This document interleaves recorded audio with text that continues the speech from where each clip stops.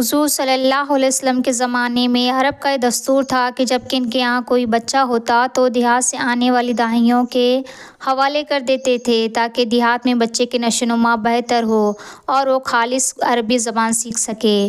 داہیوں کا قافلہ مکہ میں داخل ہوا۔ انہوں نے ان گھروں کی تلاش شروع کی جن میں بچے پیدا ہوئے تھے۔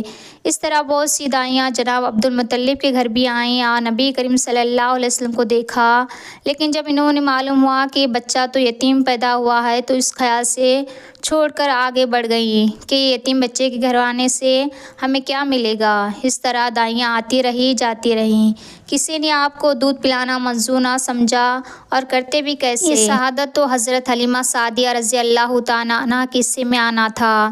جب حلیمہ سعدیہ مکہ پہنچی تو انہیں معلوم ہوا سب عورتوں کو کوئی نہ کوئی بچہ مل گیا ہے اور اب صرف وہ بغیر بچے کے رہ گئی ہے اور وہ کوئی بچہ باقی نہیں بچا۔ یہاں ایک یتیم بچہ ضرور باقی ہے جسے دوسری عورتیں چھوڑ گئی ہیں۔ حلیمہ سعدیہ نے اپنے شوہر عبداللہ بن حارث سے کہا، خدا کی قسم مجھے یہ بات بہت ناگوار گزر رہی ہے کہ میں بچے کے بغیر جاؤں، دوسری سب عورتیں بچہ لے کر جائیں گی، مجھے طعنے دیں گی، اس لیے کیوں نہ ہم اس یتیم بچے کو ہی لے کر جائیں۔ عبداللہ بن حارث بولے، کوئی حرج نہیں، ہو سکتا ہے اللہ اس بچے کے ذریعے ہمیں خیر و برکت عطا فرما دے۔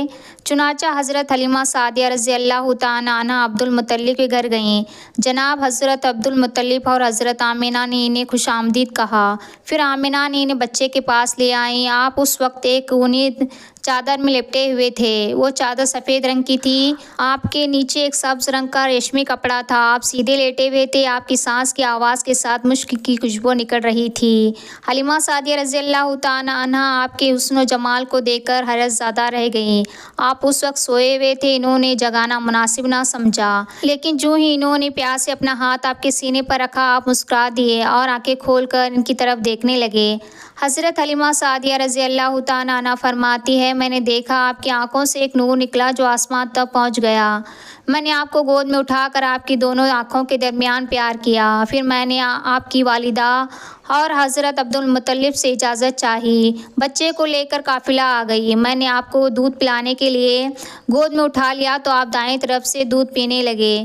پہلے میں نے بائیں طرف سے دودھ پلانا چاہا لیکن آپ نے اس طرف سے دودھ نہ پیا، دائیں طرف سے آپ فوراً دودھ پینے لگے۔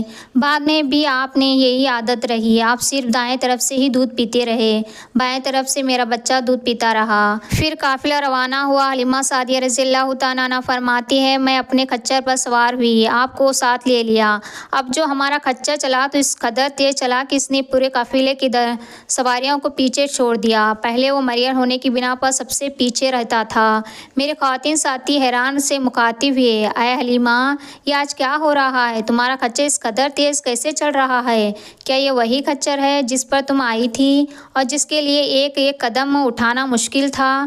جواب میں نے اس سے کہا، بے شک یہ وہی خچر ہے، اللہ کی قسم اس کا معاملہ عجیب ہے۔ پھر یہ لوگ بنو سعد کی بستی پہنچ گئے۔ ان دنوں یہ علاقہ خشک اور قحط زدہ تھا۔ حلیمہ سعدیہ رضی اللہ تعالیٰ عنہا فرماتی ہے، اس شام جب ہماری بکریاں چر کر واپس آئیں تو ان کے تھن دودھ سے بھرے تھے، جبکہ اس سے پہلے ایسا کبھی نہیں ہوا تھا۔ ان میں سے دودھ بہت کم اور بہت مشکل سے نکلتا تھا۔ ہم نے اس دن اپنی بکریوں کا دودھ دوہا تو ہمارے سارے برتن بھر گئے اور ہم نے جان لیا کہ یہ ساری برکت اس بچے کی وجہ سے ہے۔ آس پاس کی عورتوں میں بھی یہ بات پھیل گئی، ان کی بکریاں دستور بہت کم دودھ دیا کرتی تھیں، غرض ہمارے گھر میں ہر طرف ہر چیز میں برکت نظر آنے لگی۔ دوسرے لوگ تعجب میں رہے۔ اس طرح 2 ماہ گزر گئے۔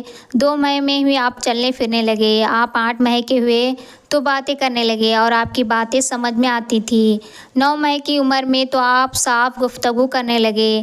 اس دوران آپ کی بہت سی برکات دیکھنے میں آئی۔ حلیمہ سعدیہ رضی اللہ تعالیٰ عنہا فرماتی ہے، جب میں آپ کو اپنے گھر لے آئی تو بنو سعد کا کوئی گھرانہ ایسا نہ تھا جس سے مشک کی خوشبو نہ آتی ہو۔ اس طرح سب لوگ آپ سے محبت کرنے لگے۔ جب میں نے آپ کا دودھ چھڑایا تو آپ کی زبان مبارک سے الفاظ نکلے، یعنی اللہ تعالیٰ بہت بڑا ہے، اللہ تعالیٰ کے لیے سب تعریفیں ہیں اور اس کا لیے صبح و شام پاکی ہے۔ پھر جب آپ صلی اللہ علیہ وسلم 2 سال کے ہو گئے تو ہم نے آپ کو لے کر آپ کی والدہ کے پاس آئے۔ اس عمر کو پہنچنے کے بعد بچوں کو ماں باپ کے حوالے کر دیا جاتا تھا۔ ادھر ہم ایک برکت دیکھ چکے تھے اور ہماری آرزو تھی کہ آپ صلی اللہ علیہ وسلم ابھی کچھ دن ہمارے پاس ہی رہیں۔ چنانچہ ہم نے اس بارے میں آپ صلی اللہ علیہ وسلم کی والدہ سے بات کی۔ ان سے یوں کہا، آپ ہمیں اجازت دیجیے کہ ہم آپ کے بچے کو 1 سال اور اپنے پاس رکھیں۔ میں ڈرتی ہوں کہ کہیں اس پر مکہ کی بیماریاں اور آب و ہوا کا اثر نہ ہو جائے۔ جب ہم نے ان سے بار بار کہا تو حضرت آمنہ مان گئیں اور ہم آپ کو پھر اپنے گھر لے آئے۔ جب آپ کچھ بڑے ہو گئے تو باہر نکل کر بچوں کو دیکھتے تھے، وہ آپ کو کھیلتے نظر آتے تھے، آپ ان کے نزدیک نہیں جاتے تھے۔ ایک روز آپ نے مجھ سے پوچھا، امی جان کیا بات ہے، دن میں میرے بھائی بہن نظر نہیں آتے؟ آپ اپنے دودھ شریک بھائی عبداللہ اور بہن انیسہ اور شیمہ کے بارے میں پوچھ رہے تھے۔ حلیمہ سعدیہ رضی اللہ تعالیٰ عنہا فرماتی ہیں، میں نے آپ کو بتایا وہ صبح سویرے بکریاں چرانے جاتے ہیں، شام کے بعد گھر آتے ہیں۔ یہ جان کر آپ نے فرمایا، تب مجھے بھی ان کے ساتھ بھیج دیا کریں۔ اس کے بعد آپ اپنی بھائیوں بہنوں کے ساتھ بھی جانے لگے۔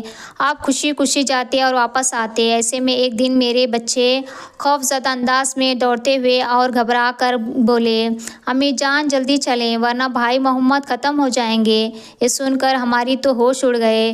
دوڑ کر وہاں پہنچی، ہم نے آپ کو دیکھا، آپ کھڑے ہوئے تھے، رنگ اڑا ہوا تھا، چہرے پر زردی چھائی ہوئی تھی، اور یہ اس لیے نہیں تھا کہ آپ کو سینہ چاک کیا جا رہا تھا، تکلیف ہو رہی تھی، بلکہ ان فرشتوں کو دیکھ کر آپ کی حالت ہوئی تھی۔ حضرت حلیمہ سعدیہ رضی اللہ تعالیٰ عنہا فرماتی ہے، ہم نے ان سے پوچھا کیا ہوا تھا؟ آپ نے بتایا، میرے پاس 2 آدمی آئے تھے، وہ سفید کپڑے پہنے ہوئے تھے، وہ دونوں حضرت جبرائیل اور حضرت میکائیل علیہ السلام تھے۔ ان دونوں میں سے ایک نے کہا، کیا یہ وہی ہے؟ دوسرے نے جواب دیا، ہاں یہ وہی ہے۔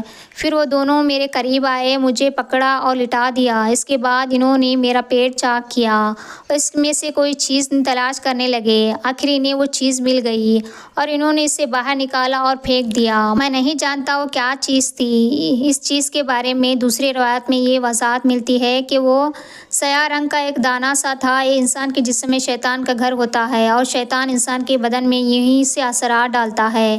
حلیمہ سعدیہ رضی اللہ تعالیٰ عنہا فرماتی ہے، پھر ہم نے آپ کو گھر لے آئے۔ اس وقت وہ میرے شوہر عبداللہ بن حارث نے مجھ سے کہا، حلیمہ مجھے ڈر ہے کہیں اس بچے کو کوئی نقصان نہ پہنچ جائے۔